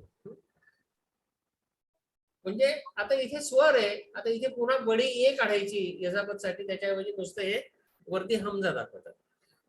असं उर्दू मध्ये बऱ्याच ठिकाणी तुम्हाला इजाफत म्हणजे कैसरे हिंद, मलकाए हिंद. आता इथे मलकाए हिंद आपल्याला लिहायचं जर असेल तर ते कसं लिहू आपण?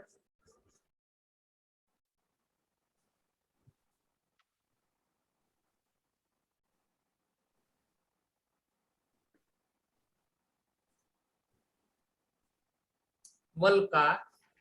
आता इथे आपण असंही करू शकतो, म्हणजे बडी ए पण वापरू शकतो, आणि पुढे हिंद काढायचं आहे ना आपल्याला.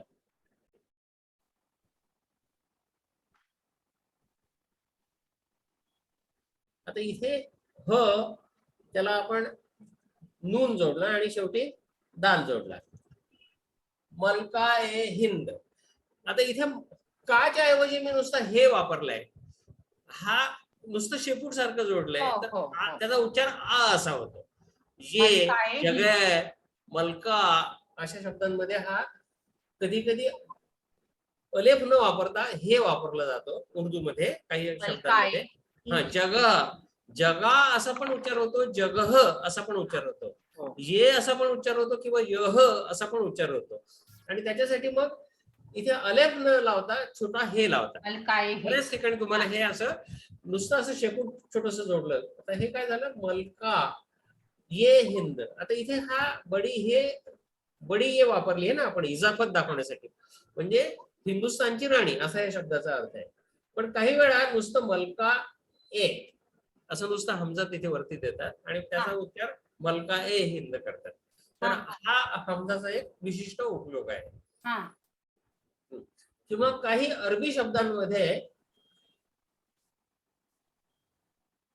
हा हमजा शेवटी पण येतो आणि त्याचा उच्चार अ सारखाच केला जातो, इक्रा.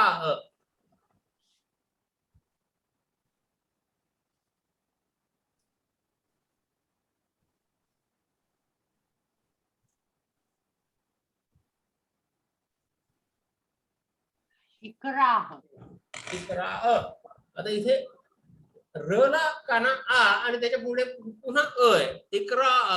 इक्रा ही मोहम्मद पैगंबराला जेव्हा दिव्य ज्ञान प्राप्त झालं तेव्हा त्याला अल्लाने आज्ञा दिली, वाच वाच. म्हणजे तो अशिक्षित होता, त्याला वाचता येत नव्हतं. तर आकाशावरती काही अक्षर अल्लाने लिहिली आणि ती त्याला वाचायला सांगितली. तर पैगंबर म्हणाला की मला वाचता येत नाही, मी अडाणी आहे. अल्लाने परत त्याला सांगितलं वाच. असं 3 वेळा झालं. म्हणजे अल्ला सांगतोय वाच, पैगंबर म्हणतोय मी अडाणी आहे, मला अक्षर ओळख नाहीये, मला वाचता येत नाही. आणि मग असं 3 वेळा झाल्यानंतर पैगंबर घडाघडा वाचायला लागला.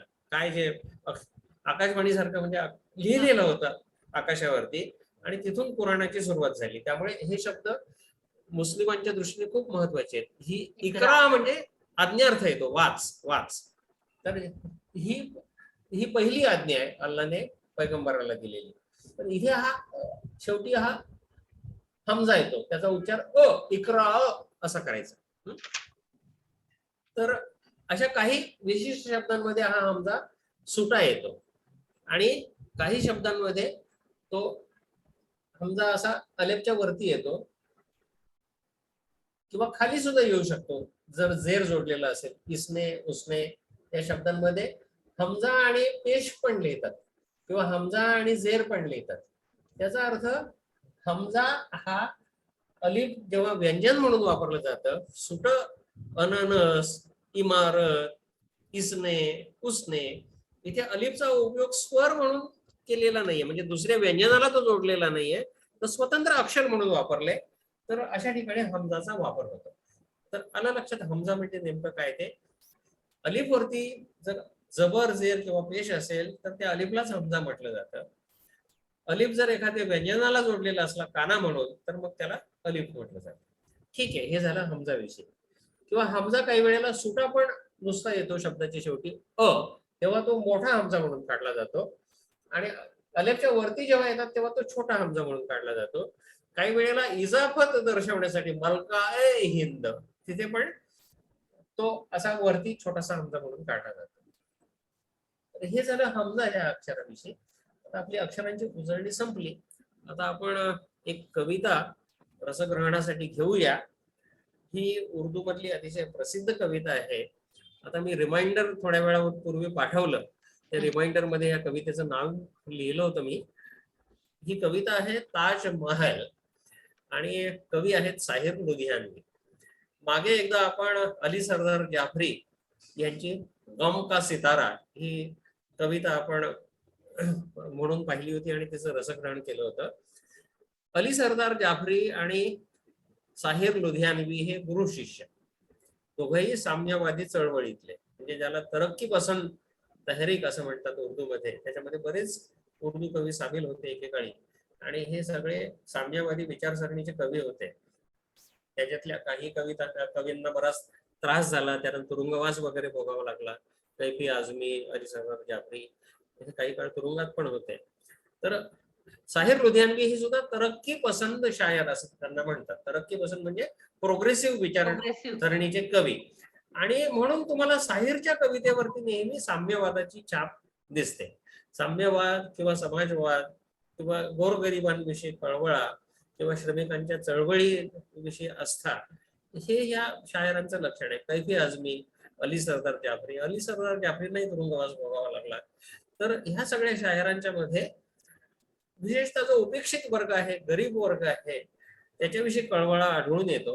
आणि ताजमहाल ही कविता त्याच विचारसरणीवर आधारित आहे. ताजमहाल हे जगातली सगळ्यात सुंदर इमारत म्हणून आपण सगळेजण तिला ओळखतो. आणि ताजमहाल कोणी बांधला, कशासाठी बांधला हे सगळ्यांना माहिती आहे की एका सम्राटाच्या प्रेमाचं प्रतीक म्हणून आपण ते समजतो. पण जेव्हा साहिर लुधियानवी ताजमहालकडे पाहतात तेव्हा ते वेगळ्या दृष्टीने थोडासा विचार करतात की इथे किती मजुरांचं रक्त आटवलं गेलं, त्या मजुरांना त्यातून काय मिळालं, त्यांची नावं कुठे कोरली गेली आहेत का, आणि त्या मजुरांचं सांसारिक जीवन कसं होतं त्याविषयी त्यांच्या मनात विचार यायला लागतात. आणि म्हणून त्याच्यातून ही कविता ताजमहल ही निर्माण झालेली आहे. यामध्ये प्रस्थापित ताजमहाल विषयी लोकांची जी भावना असते, वा हे सुंदर, जगातलं सगळ्यात सुंदर इमारत, प्रेमाचं प्रतीक आणि भारताचं एक सांस्कृतिक अभिमानाचं चिन्ह वगैरे, या सगळ्या विचारसरणीला साहिर यांनी धक्का दिलेला आहे. त्यामुळे ह्या कवितेमुळे खूप खळबळ उडाली ही कविता जेव्हा लिहिली गेली. तर आपण आता ह्या कवितेचं रसग्रहण करूया. कविता मी पहिल्यांदा संपूर्ण तुम्हाला वाचून दाखवतो आणि त्याच्यानंतर मग कठीण शब्दांचा अर्थ घेऊ आणि मग शेवटी एकदा पुन्हा आपण ती कविता म्हणूया, म्हणजे त्याच्यातली खुमारी आपल्याला जास्त चांगल्या पद्धतीने कळेल.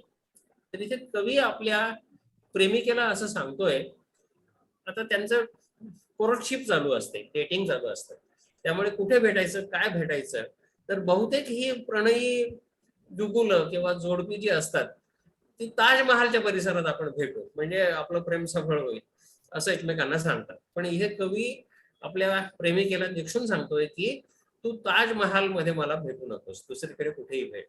तर ते का हे या कवितेतून आपल्याला कळेल. तर आता हा कवी आपल्या प्रेमिकेला उद्देशून हे बोलतो. ताज तेरे लिए एक मजहरे उल्फत ही सही, तुझको इस वादी रंगी से अकीदत ही सही, मेरी महबूब कहीं और मिला कर मुझसे, मेरी महबूब कहीं और मिला कर मुझसे, बज़ में शाही में गरीबों का गुजर क्या मानी, सब्त जिस राह पे हो सत्वते शाही के निशा, उस पे उल्फत भरी रूहों का सफर क्या मानी, मेरी महबूब कहीं और मिलाकर मुझसे, मेरी महबूब पसे पर्दा ए तशहीर वफा, तूने सतवत के निशानों को तो देखा होता, मुर्दा शाहों के मकाबिर से बहलने वाली अपने तारीख मकानों को तो देखा होता, अनगिनत लोगों ने दुनिया में मोहब्बत की है, कौन कहता है कि सादिक न थे जज्बे उनके, लेकिन उनके लिए तशहीर का सामान नहीं, क्योंकि वो लोग भी अपनी ही तरह मुफलिस थे। ये इमारात व मकाबिर, ये फसीले, ये हिसार, मुतलकुल हुक्म शहनशाहों के अजमत के सुतून, दामने दहर पे एक रंग की गुलकारी है, जिसमें शामिल है तेरे और मेरे अजदाद का खून, मेरी महबूब उन्हें भी तो मोहब्बत होगी, जिनकी सन्नाई ने बख्शी है इसे शक्ल जमील, उनके प्यारों के मकाबिर रहे बेनाम व नमूद, आज तक उस पे जलाई न किसी ने कंदिल, ये चमनजार, ये जमुना का किनारा, ये महल, ये मुनक्कश दरो दीवार, ये मेहराब, ये ताक, एक शहंशाह ने दौलत का सहारा लेकर हम गरीबों की मोहब्बत का उड़ाया है मजाक, मेरी महबूब कहीं और मिलाकर मुझसे. ही कविता ही कविता आपण आता संपूर्ण वाचली. हिच्यामध्ये बरेचसे अवघड उर्दू शब्द. हा, आपल्याला काही विचारायचंय मिलिंद? सर एकच आहे, मेरी महबूब स्त्रीलिंगी आहे, कारण आपलं एक आणखी एक गाणं आहे याच्यात, मेरे महबूब तुझे. हा, आता उर्दू मध्ये हा प्रॉब्लेम असतो की प्रेमिका ही काही ठिकाणी पुल्लिंगी म्हणून उल्लेख केला असतो. मेरा, हा, कितना प्यारा है मेरा महबूब असंही म्हणतात काही वेळेला. ह्याचं कारण बऱ्याच उर्दू आणि पर्शियन कवितांमध्ये प्रेमिकाचं लिंग जे असतं ते नीटस त्यांनी मांडलेलं नसतं. कारण साकी हा जो पोरगा आहे, साकी हा पोरामध्ये पुल्लिंगी आहे, हे बऱ्याच लोकांना माहित नसेल. कारण मद्यालयामध्ये दारू वाटणारी साकी ही स्त्रीलिंगी आहे असं आपण सगळी मराठी माणसं समजतो, पण मूळ पर्शियन पोएट्री मध्ये साकी दारू टाकणारा आहे. तर आता हे आपल्याला थोडंसं विचित्र वाटेल, पण आपण मराठीमध्ये आपण प्रेमिकेचा उल्लेख कधीच पुल्लिंगी म्हणून करत नाही, पण उर्दू शायरीमध्ये बऱ्याच वेळेला तो तसा केलेला आढळतो. तर मेरे महबूब आणि मेरी महबूब हे दोघंही प्रेमिकेला उद्देशून वापरतात किंवा प्रेम पात्राला उद्देशून वापरतात. तर आपण ह्या कवितेमधल्या अवघड शब्दांचा अर्थ आता समजावून घेऊया. आज तेरे लिए एक मजहरे उल्फत ही सही. आता मजहर हा शब्द जहूर किंवा जाहीर ह्याच्यावरून आलेला आहे. जाहीर म्हणजे काय? प्रकट. आणि जुहूर म्हणजे प्रकट होणे. मजहर म्हणजे प्रकट झालेला. हे सगळे अरेबिक रूट एकच आहे त्याचं, म्हणजे जे हे रे ह्या रूट पासून किंवा धातूपासून हे तिन्ही शब्द तयार झालेले आहेत. जाहीर करना किंवा जाहीर, मजहर. उल्फत म्हणजे प्रेम, म्हणजे ताजमहल ही इमारत तुला एक प्रेमाचं प्रकटीकरण असं वाटतंय हे प्रेमिके. ठीक आहे, तुझं म्हणणं बरोबर आहे.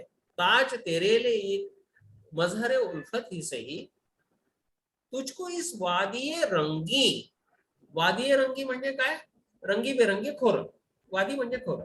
आता रंगीबेरंगी खोरं का म्हटलंय ताजमहलला? की तिथे सगळ्या रंगांचे उधळण आहे. ती अतिशय एक चित्ताकर्षक अशी इमारत आहे.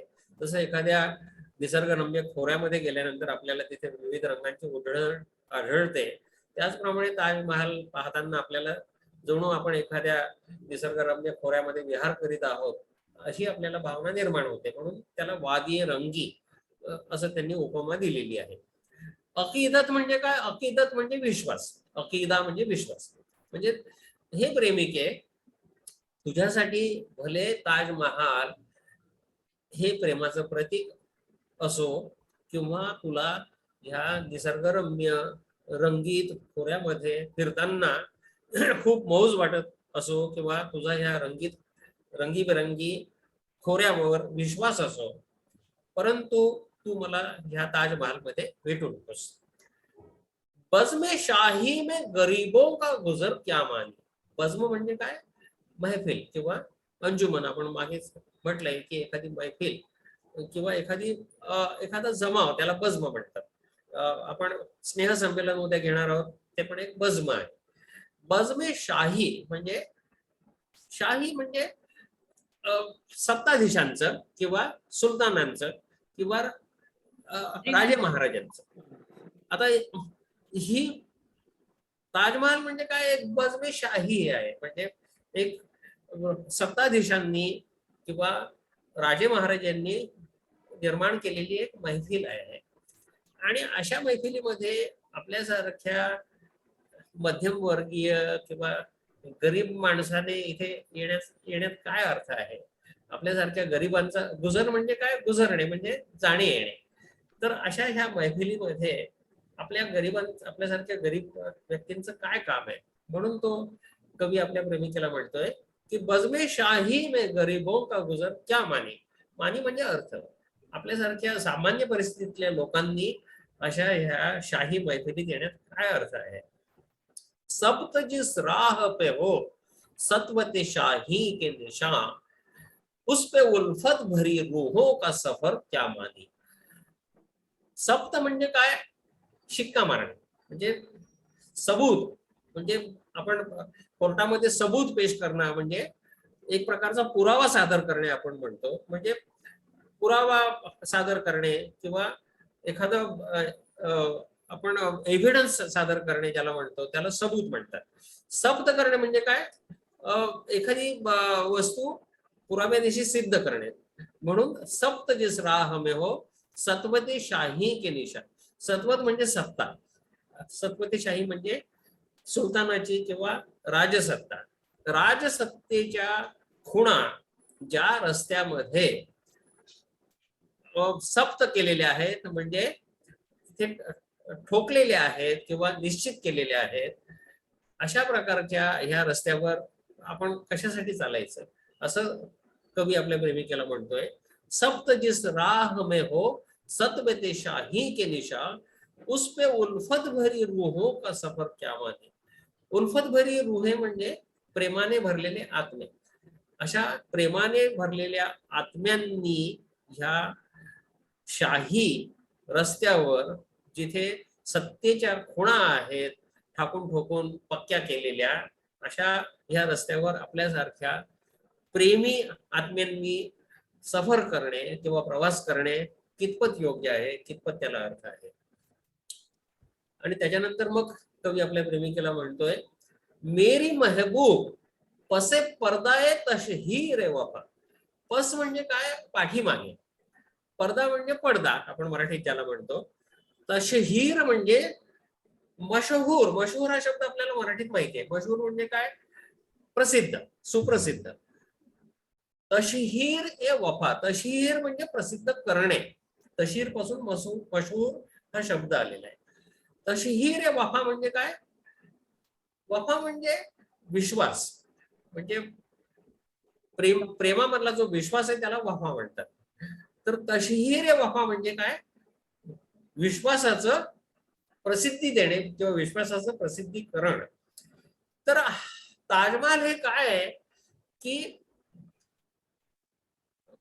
शहाजहान ह्या बादशहाला आपल्या राणीवरती खूप प्रेम होतं, खूप निष्ठा होती, असं सिद्ध करण्याचा, याची प्रसिद्धी करण्याचा हा एक प्रयत्न आहे, दुसरं तिसरं काही नाहीये. आणि हा प्रयत्न म्हणजे एक पडदा आहे फक्त. या पडद्याच्या पाठीमागे काय लपलेलं आहे ते आपल्याला बाहेरून दिसत नाहीये. त्याच्या पाठीमागे जाऊन आपण ते पाहण्याचा प्रयत्न केला तर खरोखर या पडद्याच्या पाठीमागे काय लपलेलं आहे ते आपल्याला दिसेल. म्हणून कवी आपल्या प्रेमिकेला म्हणतोय की हे माझ्या प्रिये, हा जो पडदा आहे प्रेमाच्या प्रसिद्धीचा, याच्या पाठीमागे जाऊन जरा काय लपलेलं आहे त्याचं तू दर्शन घे. मेरी महबूब पसे पर्दाए तशहीर ए वफा. आता तिथे काय पाठीमागे लपलेलं आहे? तूने सतवत की निशानों को तो देखा होता. तिथे तुला काय आढळलं असतं या पडद्याच्या मागे तू पाहिलं असतं तर सत्ताधीशांच्या सत्तेच्या पाऊल खुणा त्या पडद्याच्या मागे तुला दिसल्या असत्या. मेरी महबूब पस ए पर्दा ए तशहीर ए वफा, तूने सतवत के निशानों को तो देखा होता. मुर्दा शाहों के मकाबिर से बहरने वाली. मुर्दाशाह म्हणजे मृत पावलेले राजे रजवाडे. मकाबीर म्हणजे काय? कब्रचं अनेक वचन आहे. मकाबीर म्हणजे अनेक थडगी किंवा अनेक कबरी. तर हे माझ्या प्रिये, तुला ह्या मृत राजे राजवाड्यांच्या थडग्यांमध्ये रस आहे, तुझी करमणूक होते, बहेलना म्हणजे करमणूक होते, तुला ते आवडतात. म्हणजे हे माझ्या प्रिये, जिला मृतशाही कबरींमध्ये रस आहे, मृतशाही कबरींचं दर्शन घेण्यामध्ये जिला इंटरेस्ट आहे, हे माझ्या प्रिये तू आपल्या स्वतःच्या घराकडे कधी पाहिलेस का? आपली स्वतःची घरं ही कशी आहेत? तर ती कशी आहेत? अपने तारीक मकानों को तो देखा होता. आपली स्वतःची घरं अंधार पडलेला आहे. तारीकी म्हणजे अंधार, तारीख म्हणजे अंधकारमय. तर हे माझ्या प्रिये, तू ह्या शाही कबरींचं दर्शन घेण्यामध्ये तुला रस वाटतो, पण तू आपल्या अंधकारमय घरांचं कधी दर्शन घेतलं आहेस का? घेतलं असतं तर बरं झालं असतं. मुर्दा शाहों के मकाबिर से बहलने वाली अपने तारीक मकानों को तो देखा होता. अनगिनत लोगों ने दुनिया में मोहब्बत की है. केवळ शहाजहानने आपल्या मुमताज वरती प्रेम केलं असं नाहीये, असंख्य लोकांनी या जगामध्ये प्रेम केलेलं आहे. कौन कहता है कि सादिक न थे जज्बे उनके. त्यांच्या ज्या भावना होत्या, त्यांच्या मनामध्ये जी प्रेम भावना होती ती खरी नव्हती, ती सत्य नव्हती. सादिक म्हणजे सत्य किंवा खरी. तर ती प्रेम भावना त्यांची खरी नव्हती, सत्य नव्हती, कमी दर्जाची होती, असं काही कोणाला म्हणता येईल का? असंख्य लोकांनी या जगामध्ये प्रेम केलेलं आहे. अनगिनत लोगों ने दुनिया में मोहब्बत की है. कौन कहता है कि सादिक न थे जज्बे उनके, लेकिन उनके लिए तशहीर का सामान नहीं. पण दुर्दैवाने ते बिचारे लोक जे प्रेम करतात, सर्वसामान्य लोक, त्यांच्याजवळ मालमत्ता नाहीये आपलं प्रेम प्रकट करण्याची किंवा अमर करून ठेवण्यासाठी अशी काही एखादी इमारत निर्माण करण्याची साधन संपत्ती त्यांच्याकडे नाहीये. क्योंकि वो लोग भी अपनी ही तरह मुफलिस थे. मुफलिस म्हणजे गरीब, दरिद्री. कारण काय की ती मंडळी सुद्धा आपल्यासारखीच दरिद्री होती. म्हणून त्यांना आपल्या प्रेमाचं प्रकटीकरण करण्यासाठी, आपलं प्रेम जगामध्ये अमर करून ठेवण्यासाठी त्यांच्यापाशी कोणतीही साधन संपत्ती नव्हती. ये इमारत व मकाबिर, ये फसिले, ये हिसार. इमारत म्हणजे आपली मराठीतली इमारत, मकाबीर म्हणजे कब्र किंवा थडगी याचं अनेक वचन. फसिला म्हणजे शहरांच्या भोवती जे कोट बांधलेले असतात, वेश त्याला म्हणतो आपण, त्याला फसिला म्हणतात. आणि हिसार म्हणजे किल्ला. या सगळ्या गोष्टी शहनशाह, बादशाह ह्या लोकांनी निर्माण करून ठेवलेल्या आहेत. मग शहाजहान असो, औरंगजेब असो, किंवा दक्षिणेकडचे सुलतान असो, राजे राजवाडे असो, राजस्थान मधले भरपूर मोठ्या इमारती बांधून ठेवल्या आहेत, भरपूर किल्ले बांधले आहेत, भरपूर कोट बांधले आहेत नगरांच्या भोवती. तर अशा प्रकारच्या ह्या सगळ्या इमारती ह्या कोणी बांधल्या आहेत खरं सांगायचं झालं तर? त्या शहनशहाने काही हातामध्ये काही कुदळ फावडं घेऊन प्रत्यक्ष बांधलेले आहेत का? तर नाही. ये इमारात व मकाबिर ये फसिले ये हिसार मुतलकुल हुक्म शहनशाह के अजमत के सुतो. मुतलक म्हणजे सर्व सत्ताधीश, म्हणजे एकाधिकार असलेला माणूस. मुतलकुल हुक्म म्हणजे सर्व सत्ताधीश. शहनशाह म्हणजे सम्राट. अजमत म्हणजे ग्लोरी किंवा डिग्निटी. अजीम हा शब्द त्याच्यापासूनच आलेला आहे, आजमी अजीम. तर ह्या सगळ्या गोष्टी आपण ज्या पाहतो, इतिहासकालीन इमारती म्हणा किंवा किल्ले म्हणा किंवा फोर्ट म्हणा किंवा अशा प्रकारची ताजमहाल सारखी, ताजमहाल हे थडकच आहे, दुसरं काय आहे, एक प्रकारची कबरच येते.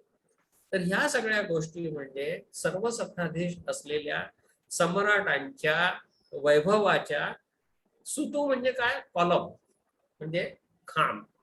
तर ह्या सगळ्या सम्राटांच्या सत्तेचे हे खांब आहेत. ये इमारात व मकाबिर ये फसिले ये हिसार मुतलकुल हुक्म शहनशाह की अजमत के सुतून दामने दहर पर एक रंग की गुलकारी है. दामन म्हणजे पदर, दहर म्हणजे पृथ्वी. पृथ्वीच्या पदरावर एक नक्षीकाम केलेलं आहे. दामने दहर पर एक रंग की गुलकारी है. गुलकारी म्हणजे फुलाफुलांची नक्षी. आणि ही नक्षी करणारे कारागीर तर वेगळेच होते, पण ज्यांनी फंड्स पुरवले, ज्यांनी पैसा पुरवला, त्यांचंच, त्या सम्राटांचं फक्त नाव झालं किंवा त्यांच्या प्रेमाची खूण म्हणून ही जपली गेली. पण जे कारागीर होते, प्रत्यक्ष ही नक्षी कोरणारे किंवा निर्माण करणारे, त्यांचं काय झालं? तर त्यांचं काय झालं ह्याच्याबद्दल पुढे कवी आपल्याला सांगतोय. मेरी महबूब उन्हें भी तो मोहब्बत होगी. अगं माझ्या प्रिये, त्यांनी सुद्धा प्रेम केलं असेल कधीतरी, ज्या कारागिरांनी हा ताजमहाल निर्माण केला. मेरी महबूब उन्हें भी तो मोहब्बत होगी जिनकी सन्नाई ने बख्शी है इसे शक्ल जमील. सन्नाई म्हणजे कारागिरी, सन्नत म्हणजे कारागिरीचा पेशा. शक्ल जमील, जमील म्हणजे सुंदर आणि शक्ल म्हणजे चेहरा. म्हणजे ज्यांच्या कारागिरीने ह्या इमारतीला हा सुंदर चेहरा प्रदान केलेला आहे, त्या कारागिरांच्या मनामध्ये, हृदयामध्ये स्वतःच देखील काही प्रेम असेल, निश्चितच असेल. परंतु त्या प्रेमाचं काय झालं पुढे? उनके प्यारों के मकाबिर रहे बेनाम नमूद. त्या कारागिरांच्या घरामध्ये त्यांची जी पत्नी असेल, जी प्रेयसी असेल, त्या स्त्रीची कबर, तिचं कुठेच काही नामोनिशाण नाहीये. त्या कारागिरीच्या स्वतःच्या प्रेयसीची कबर कुठे आहे? ती इतिहासामध्ये काही कुठे सापडते का? बेनामो नमूद आहे, तिचा काही कुठे उल्लेख नाहीये. आज तक उस पे जलाई न किसी ने कंदील. तिथे साधा एक दिवाबत्ती सुद्धा कोणी करत नाहीये. ज्यांनी हा ताजमहाल उभा केला त्यांच्या पत्नीच्या किंवा त्यांच्या प्रेयसीच्या कबरीची किंवा त्यांच्या थडग्यांची अशी अवस्था आहे की तिथे साधा दिवा सुद्धा कोणी लावत नाहीये. उनके प्यारों के मकाबिर रहे बेनाम नमूद आज तक उस पे जलाई न किसी ने कंदील. त्यांच्या कबरीवर किंवा त्यांच्या समाधीवरती साधा दिवा सुद्धा, कंदील सुद्धा पेटत नाही. ये चमनजार, चमनजार म्हणजे बाग. ये चमनजार, ये जमुना का किनारा, ये महल, ये मुनक्कश दरो दीवार, ये मेहराब, ये ताब. मुनक्कश म्हणजे जिथे नक्षी केलेली आहे, हे विशेषण आहे. नक्षीपासून मुनक्कश. दर म्हणजे दरवाजे, दीवार म्हणजे भिंती. ये मुनक्कश दरो दीवार, मेहराब आणि ताक म्हणजे इस्लामी इमारतींमध्ये कोनाडे केलेले असतात. ज्या कोनाड्यामध्ये इमाम उभा राहून नमाज वगैरे पढण्यासाठी गायडन्स देतो, त्याला मेहराब म्हणतात. ताक म्हणजे छोटासा कोनाड. ये चमनजार, ये जमुना का किनारा, ये महल, ये मुनक्कश दरो दीवार, ये मेहराब, ये ताक, एक शहनशाह ने दौलत का सहारा लेकर एका सम्राटाने आपल्या संपत्तीचा आश्रय घेऊन हम गरीबों की मोहब्बत का उडाया है मजाक, म्हणजे आमच्यासारख्या दरिद्री माणसांच्या प्रेमाची चेष्टा केलेली आहे, मजाक उडवलेला आहे, असं तो कवी आपल्या प्रेमिकेला म्हणतो. आणि म्हणून मेरी महबूब कहीं और मिलाकर मुझसे. मला वाटतं ही कविता अजून चांगल्या रीतीने आपल्याला समजली असेल. पुन्हा एकदा ही कविता आपण आता संपूर्ण म्हणूया आणि मग आपली सभा संपूया.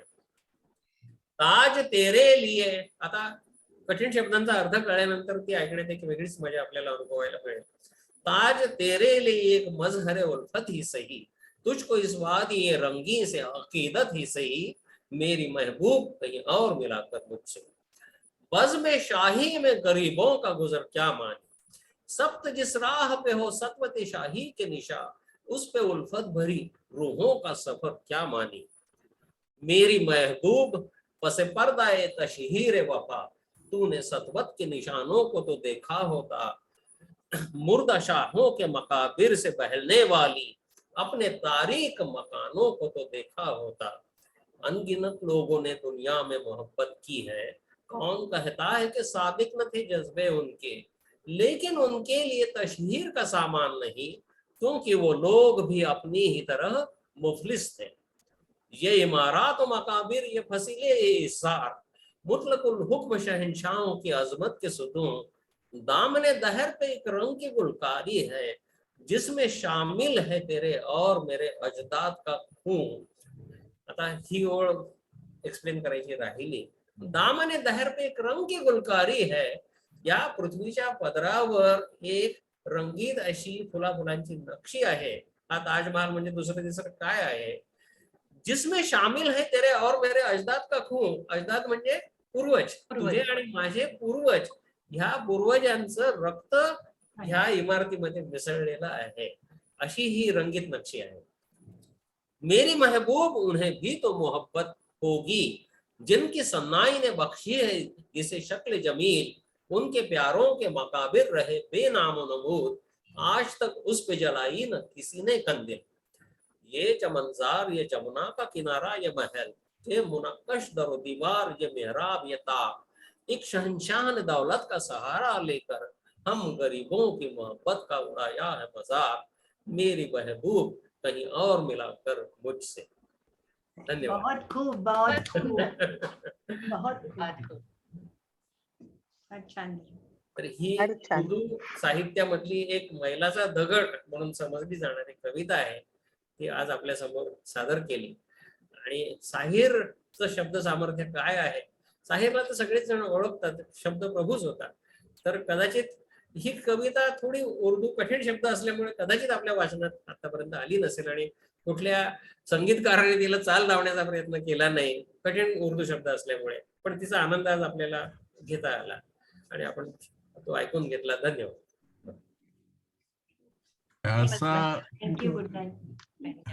व्यासा या पिक्चर मधली होय. सगळी गाणी साहिरची होती. हो. आणि त्यातलं आणखी एक वैशिष्ट्य म्हणजे ती गाणी पुस्तकात होती, म्हणजे पुस्तक आधी आलं हो. आणि ती गाणी गुरुदत्तने पिक्चर साठी घेतली हो, हो, हो. साहिर हा नुसताच गीतकार नव्हता, तर अत्यंत श्रेष्ठ दर्जाचा कवी होता. म्हणजे ही सगळी मंडळी मुळामध्ये साहित्याच्या क्षेत्रात त्यांनी नाव कमावलं आणि मग गीतकार म्हणून नंतर मग बॉलिवूडकडे आले. शकील बदायुनी म्हणा किंवा साहिर म्हणा, गुलजार म्हणा, ही सगळी मुळामध्ये श्रेष्ठ दर्जाचे कवी होते, केवळ गीतकार म्हणून नव्हते, संगीतकाराच्या तालावर नाचणारी मंडळी नव्हती. बरं, आजची सभा आता संपवूया. धन्यवाद. धन्यवाद सर. Thank you sir.